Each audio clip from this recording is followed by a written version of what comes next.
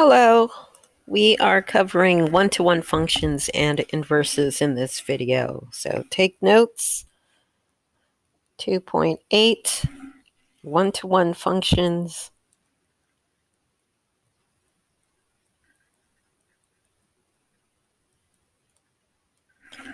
and inverses.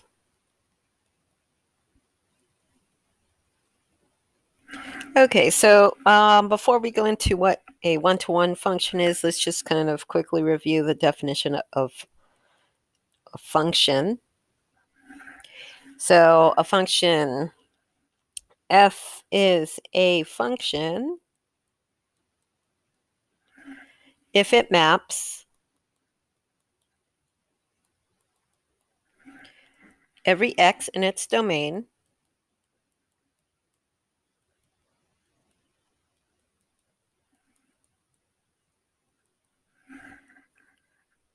to exactly one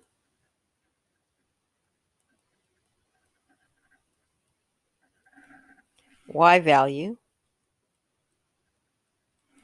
in its range.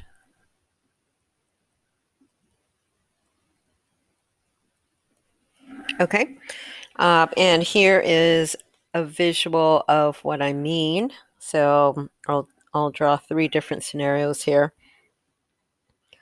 All right, so suppose that you have x1, x2, x3 in the domain, and suppose that you have y1, y2, and y3 over here.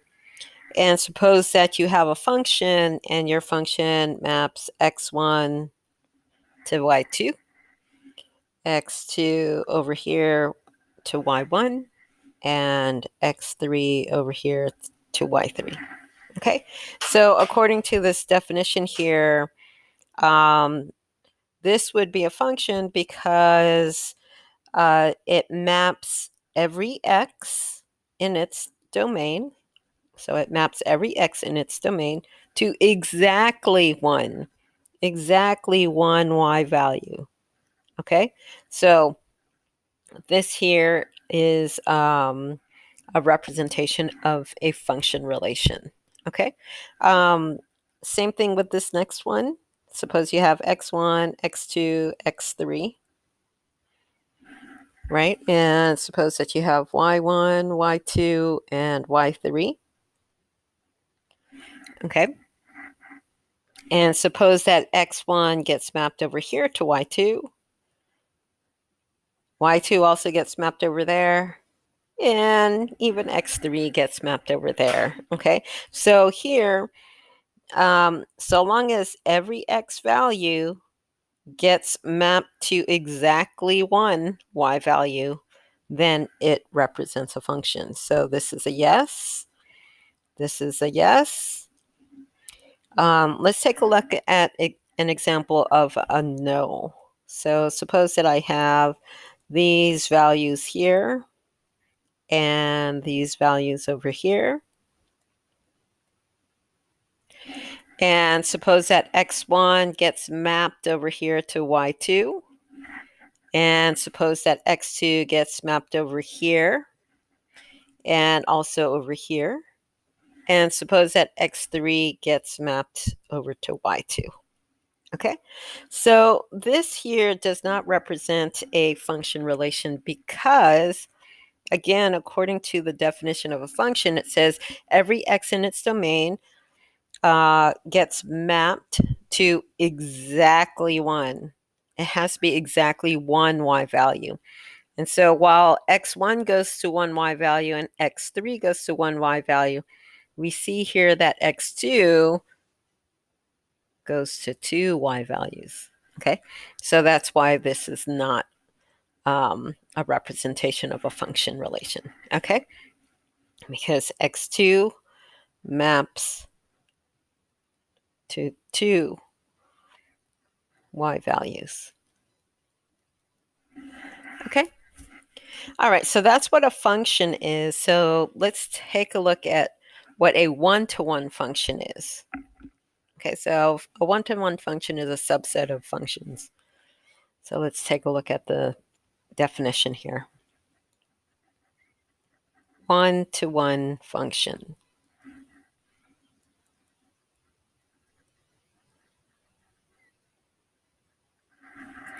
All right, so a one-to-one function is a function such that every x in its domain maps not just to one y value, okay, because it's a function, we already know that every x is getting mapped to one y value. However, for it to be a one-to-one function, it's a function such that every x in its domain maps to a distinct, meaning different, to a distinct y value in its range. So it cannot go to the same y value as another x. Okay, so it has to go to a different y value, a distinct y value in its range. Okay, so let me draw a representation here. Suppose that I have these x values, x1, x2, x3, and y1, y2, and y3. Okay, suppose this one goes here, this one goes here, and this one goes up here. So this is an example of a one-to-one function because every single x value here gets mapped to a different y value. Okay, but if we take a look at this visual here, x1, x2, x3, and suppose I have y1, y2, and y3. Okay, and suppose that x1 gets mapped over here, x2 gets mapped over there, and x3 gets mapped over here. This is not a one-to-one function. It's a function, but it's not a one-to-one function. And by the way, this is the notation we use for a one-to-one if you don't feel like writing out one-to-one. Okay, so this one is not one-to-one because x3 doesn't go to a different y value. It's going to the same one that x1 goes to. And here it says every x maps to a different y value. Okay.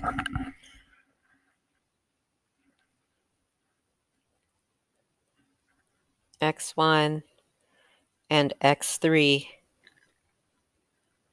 map to the same y value, which is not allowed if you want it to be one-to-one. Okay. All right. For functions, we have the vertical line test. Let's go ahead and write that down. Let's just recall. We have vertical line test.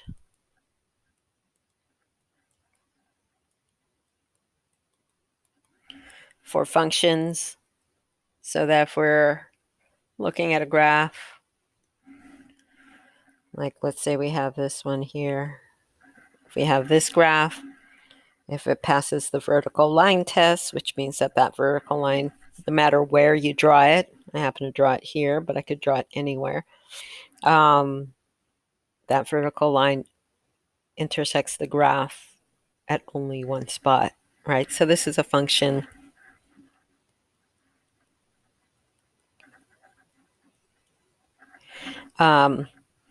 If I have this graph, sideways parabola, and I do the vertical line test, I see that it intersects the graph at two places. So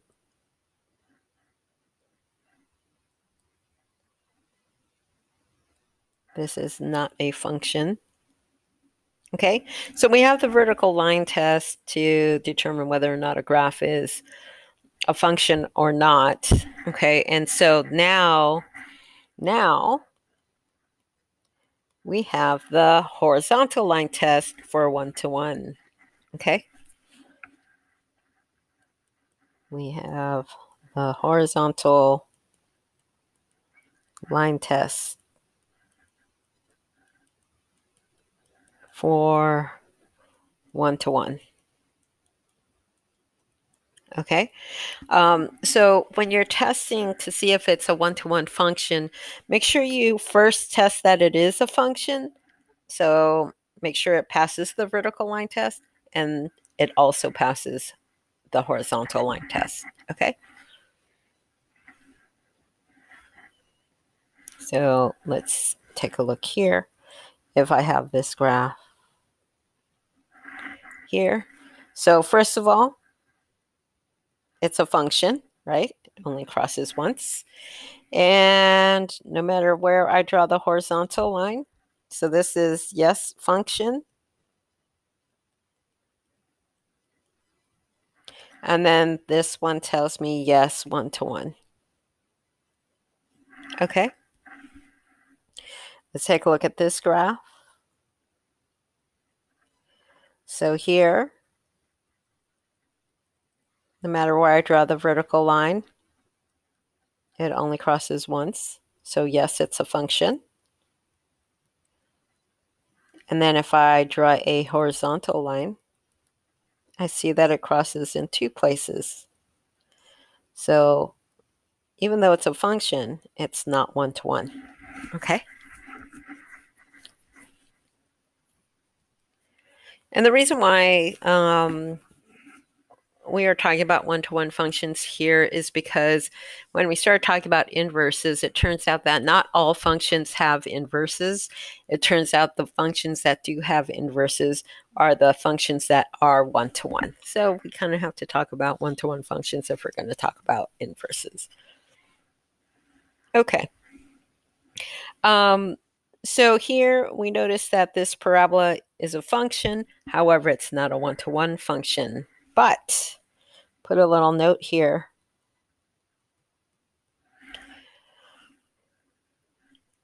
We can use restriction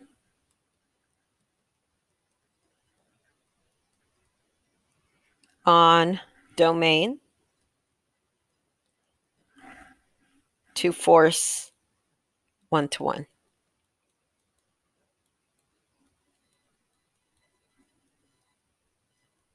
Okay, so here's an example. We already know that this function, the parabola, f of x equals x squared, we already know that this here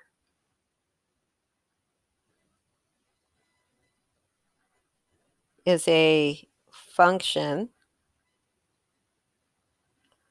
but we also know it's not 1-to-1, right?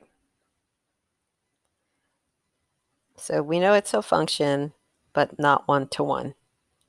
Okay? However,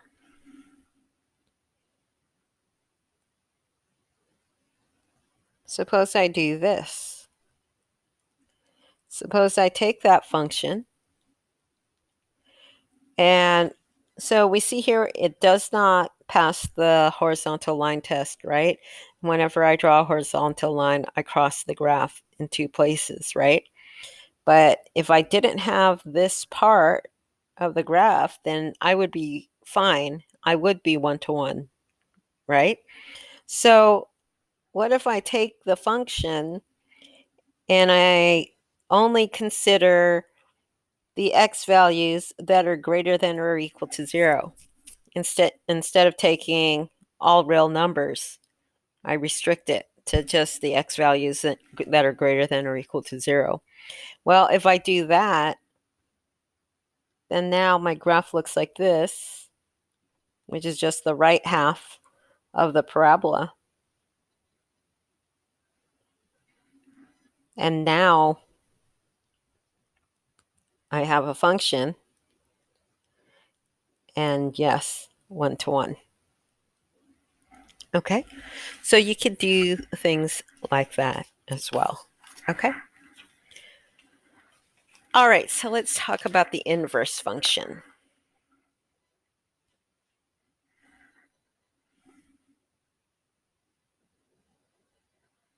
Okay, so inverse of a function.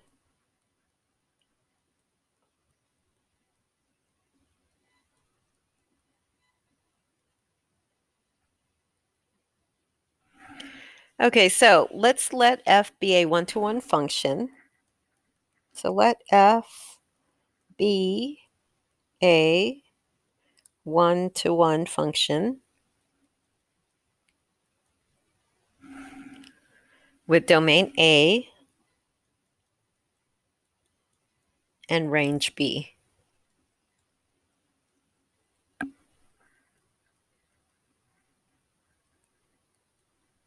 Okay. Then its inverse function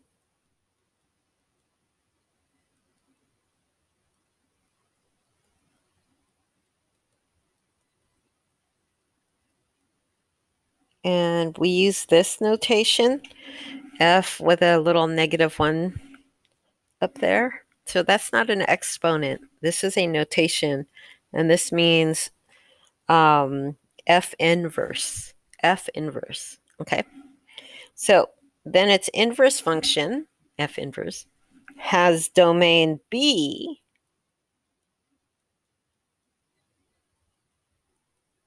and range A.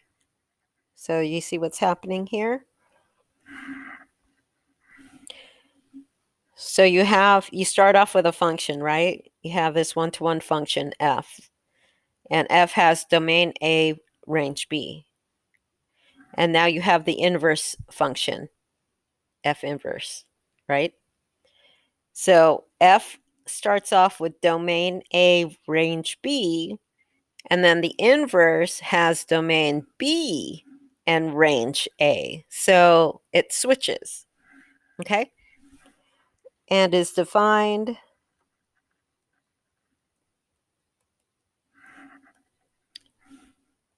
by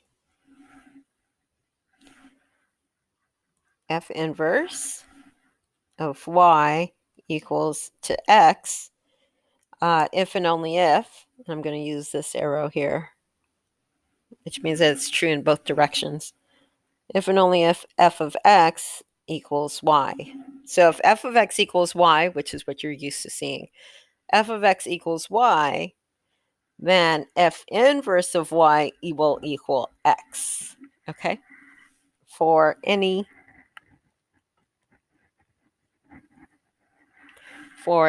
y in B. Okay? All right, so if this feels a little abstract, you're like, what? Okay, so just hold on a second. I'm going to give you an example so that you can see what I mean by this sort of switcheroo that's happening over here. Okay, so just keep in mind, though, that f starts off with domain A, range B, and then the inverse function has domain B and range A.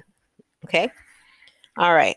So like over here, the x's are the domain and the y's are in the range. And then for the inverse, it switches. The y's are in the domain and the x's are in the range. Okay, so let's take a look here. All right, so for example, suppose that I have f of 1 equals 5, f of 3 equals 7, and f of 8 equals -10. Okay, suppose I have these values, right? When I substitute 1 for x, I get 5. When I plug in 3, I get 7. When I plug in 8, I get -10. Okay, so I have these x value, y value, x value, y value, x value, y value. And so what happens is then when I consider the inverse function, so I have some function, it's going to be the inverse of the f function. Well, then now if I plug in 5, I will get 1. And if I plug in 7, I will get 3. And if I plug in -10, I will get 8. Okay. So we see here for the inverse function, we see that the x and the y's switch. Okay. And the same thing is true if we look at one-to-one functions and their graphs. So here, let's make some room for two graphs, one for the regular function and one for its inverse. Okay. All right. So suppose that I have this graph.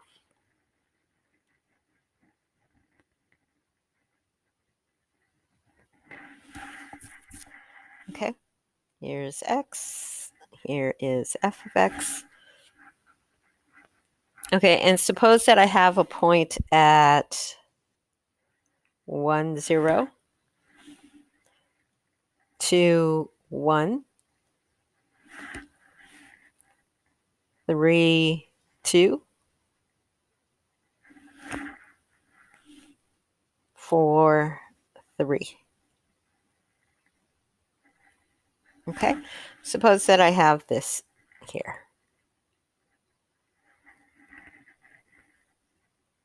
Okay. Here I will label these points. So I have one right here at 4, 3, 3, 2, 2, 1, and 1, 0. Okay. So if this is my graph of the function f, then when I graph the inverse, then what happens is, as we saw up here, we saw that the x and y switched. So here we know that a point here was 1, 5, another point was 3, 7, and another point was 8, negative 10. And then over here, a point on the inverse was 5, 1. It switched. So if 1, 5 is a point, then 5, 1 is a point for the inverse. If 3, 7 is a point, then 7, 3 is a point on the inverse. Okay, so over here, when we look at the graphs, we see here that if 1, 0 is a point here, then 0, 1 will be a point on the inverse. Okay, so 0, 1 will be a point on the inverse. And then over here, if 2, 1 is a point on the function, then 1, 2 will be a point on the inverse. One, 2. Okay. And if 3, 2 is a point here, then 2, 3 will be a point over here. 2, 3. And we see that 4, 3 is a point, so then 3, 4 will be a point.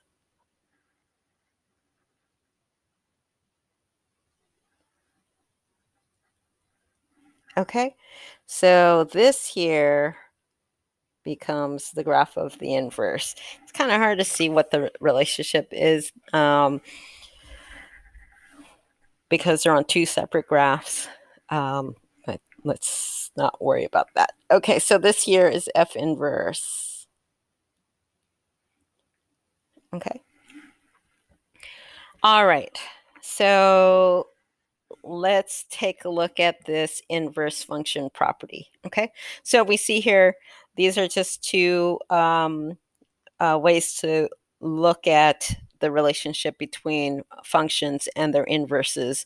We see that if we know an x and y value, then we know a point that's also on the inverse because it just flips. Okay. All right, let's take a look at this inverse function property.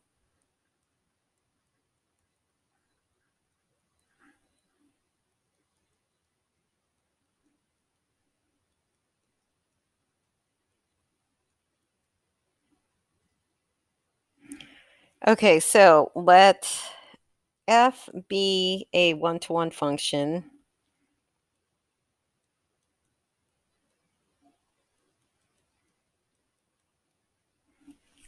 with domain A and range B.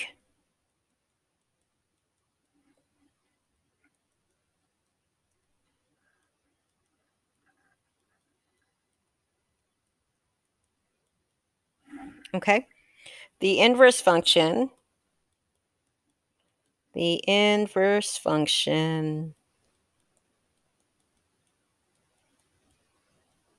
f negative 1 satisfies the following properties.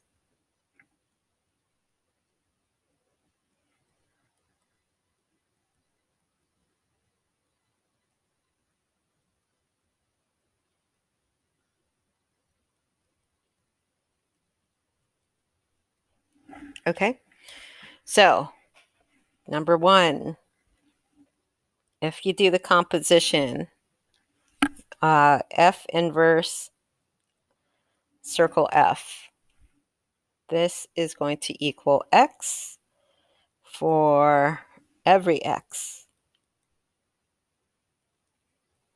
in A.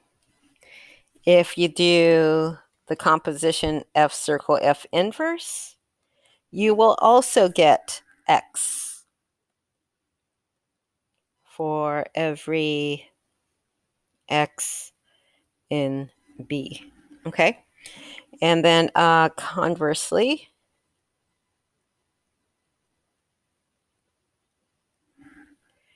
any function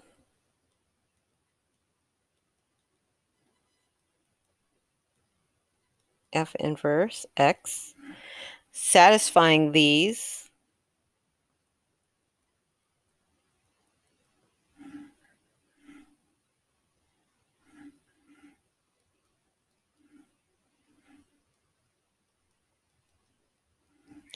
is the inverse of f.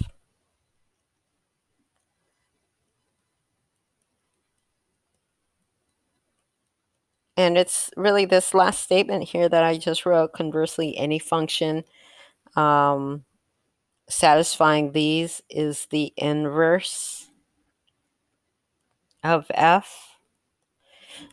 It's that part. Here, let me go ahead and this part of the property that we will be using, this fact. Any function that satisfies these, meaning these two statements here, any function that satisfies these two things is the inverse of f. Okay? We're going to be using that fact. Okay? All right, so let's take a look. Let's use this property.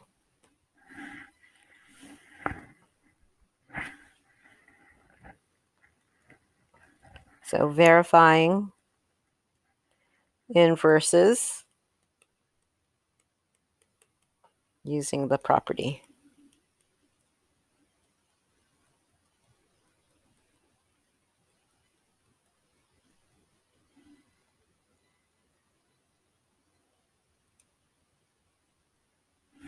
Okay. So let's do this example. Verify that f of x equals x cubed. Verify that f of x, which equals x cubed, and g of x equals x to the 1/3 are indeed inverses of each other.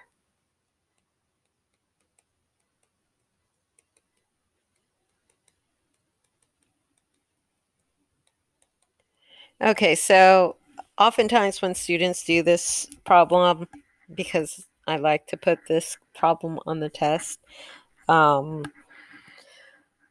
they're supposed to verify that these two functions are inverses of each other. So first of all, they are inverses of each other. So you just need to sort of prove it, verify it, justify it. Okay, so they are inverses of each other. You need to prove it. Okay, and oftentimes I'll get an answer from students and they'll say, no. And I'm like, no, you don't want to, or no, they are not inverses. Either way, that would be incorrect. Okay, so the way you do this is you have to use the property. Okay, and so we have to show that these are inverses of each other, and that's why I kind of put this cloud, this red cloud around this part. Any function that satisfies these is the inverse. So that's what we do. We go ahead and we show that the composition of these functions, f circle g, g circle f, we show that the composition of those two functions gives us x in both cases. And then if we show that the composition in both cases gives us x in both cases, it says here, any function that satisfies these is the inverse. So that's how we show, or that's how we justify, prove that these two functions are inverses of each other. Okay, so let me put that in a little note here. I'll use blue. Okay, so we must use the above property.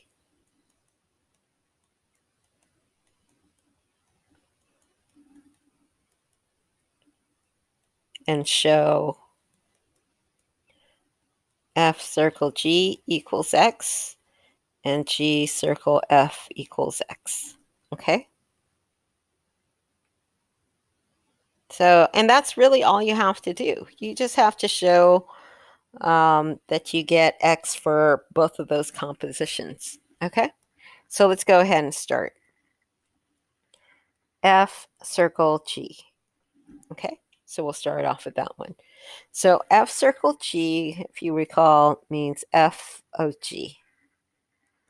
F of g is the same as saying f of x to the 1/3. And this means that I have to replace the x in f with x to the 1/3. Okay, so then that's going to be x to the 1/3 raised to the third power. And that gives me x. There's my first part.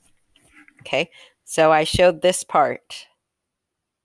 I showed that this composition gives me x. Now I have to go the other way, g circle f. Okay, so I'll do that over here on the side.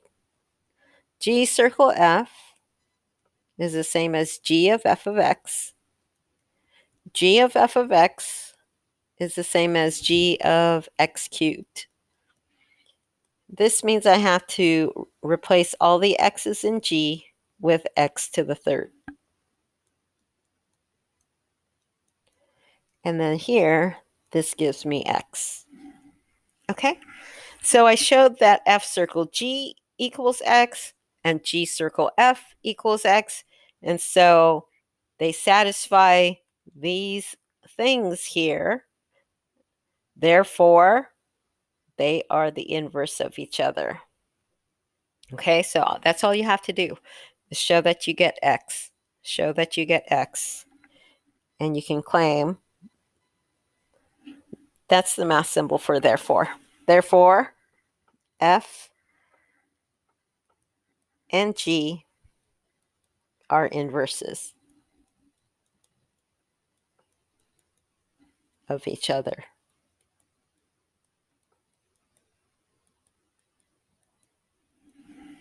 Okay. All right. So let's take a look at finding the actual inverses, because over here they give you the function and its inverse, and this problem asks you to verify that they are inverses. So you do this work. But let's take a look at actually finding inverses of a function. All right, so finding the inverse function. Finding the inverse.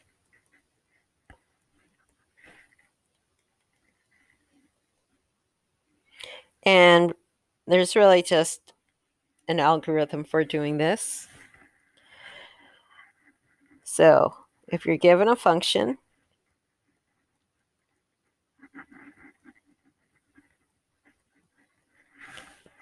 you're going to go ahead and write it in terms of y instead of f of x.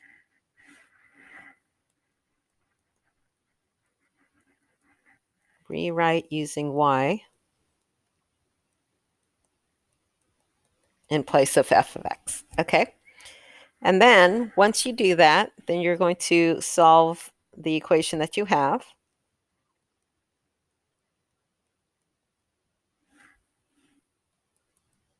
For x. And then so you'll end up with x equals something, something, something, right? And then what you want to do at the end is interchange x and y. Okay? And that will be your, whatever you end up with will be your inverse function. Okay? All right, so let's take a look.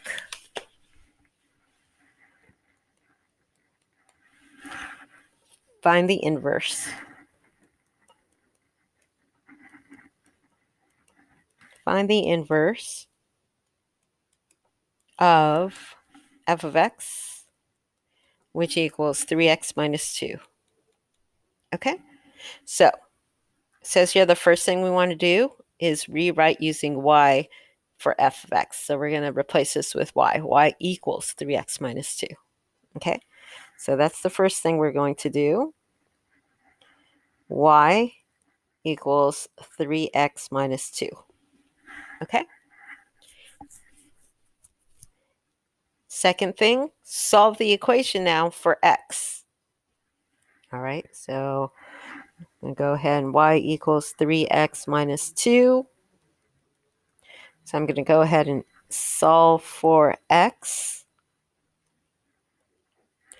I get y plus 2 equals 3x. Divide both sides by 3. So I end up with y plus 2 over 3 equals x. Okay? And then the third thing, we'll do it over here since I have space.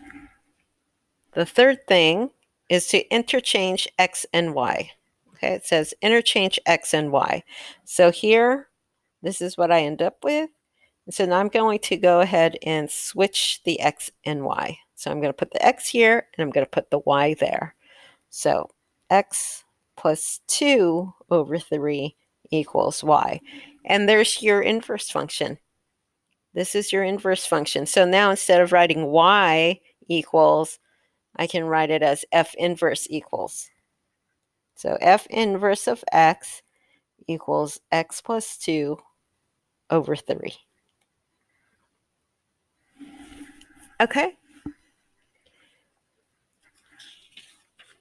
All right, let's do another one. If you want to try this on your own, you can. If you feel like you need to watch another example first, that's fine too. Find the inverse of f of x, which equals x to the 5th minus 3 all over 2. Okay, so if you're going to try this on your own, go ahead and hit the pause button. If you need to see another example, then just let the video play. All right, so the first thing we're going to do is rewrite it using y. Okay. Second thing we're going to do is solve for x. Okay, so if I need to solve for x, I'm going to go ahead and multiply both sides by 2. So I get 2y equals x to the 5th minus 3. Now I'm going to add 3 to both sides. So I get 2y plus 3 equals x to the 5th. And now I'm going to take the 5th root of both sides. So I'm going to take the 5th root of this side to cancel that out.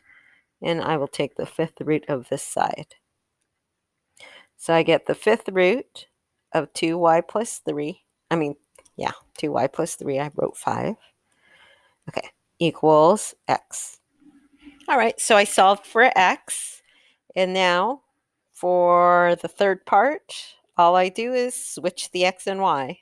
So y equals the fifth root of 2x plus 3.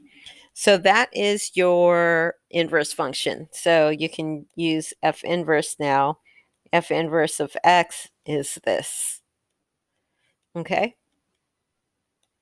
So this is what you should have gotten for your answer for those of you guys who tried it on your own. Okay, let's do one more example. This one is a little more, this one is a little bit more challenging. So you can try to see if you can do it on your own, but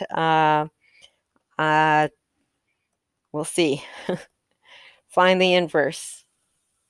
Okay, so suppose that you have this function, f of x equals 2x plus 3 over x minus 1. Okay, so for all of you super geniuses out there, go ahead and see if you can do this. This is going to be really challenging. I think maybe one of you might be able to get it. Maybe two. Okay. All right. But give it a go. If not, then just come back and get little hints from me. All right. The first thing we want to do, use y instead of f of x, right? And then we want to solve for x. But this is why this one's a little more challenging, because we don't just have a single x, right? We have an x here and we have an x down here, okay? All right, so that makes things a little more complicated. All right, so the first thing I'm going to do, though, is I'm going to get rid of my fraction, okay? So I'm going to go ahead and multiply both sides by x minus 1 to cancel my fraction.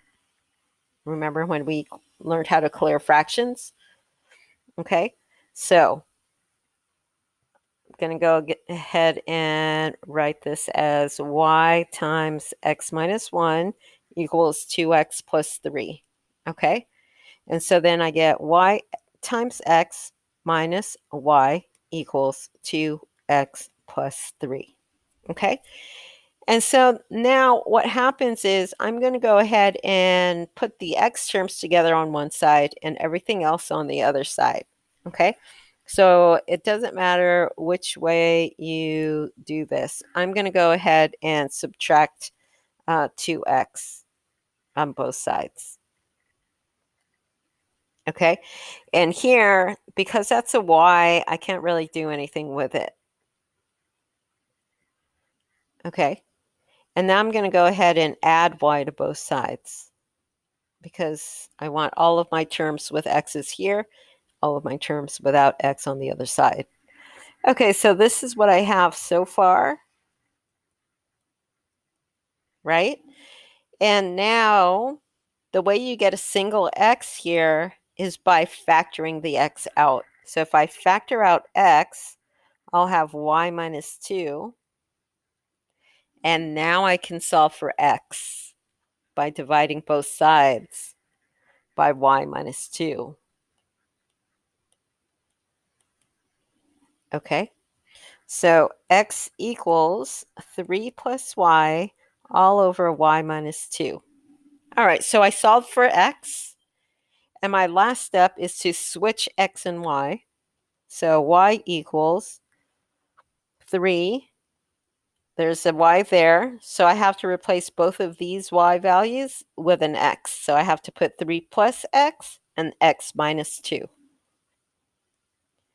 And there's your inverse function. You can leave it like this, or you can use your inverse function notation.